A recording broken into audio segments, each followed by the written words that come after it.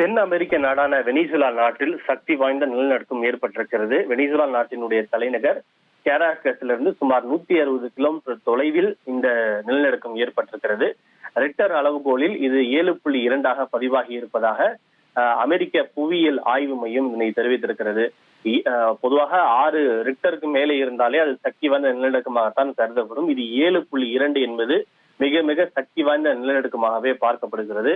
நிலநடுக்கம் ஏற்பட்ட போது அந்த சாலைகளும் கட்டிடங்களும் ஒரு குழந்தை தூங்குகின்ற தொட்டிலை ஆட்டிவிட்டால் எப்படி ஆடுமோ அதை போல ஆடி குலுங்கி சேதமடைந்திருக்கின்றன. பல உயரடுக்கு பன்னடுக்கு மாடி கட்டிடங்கள் கூட சீட்டுக்கட்டுகளை போல அப்பளம் போல சரிந்து மிகப்பெரிய சேதம் என்பது ஏற்பட்டிருக்கிறது.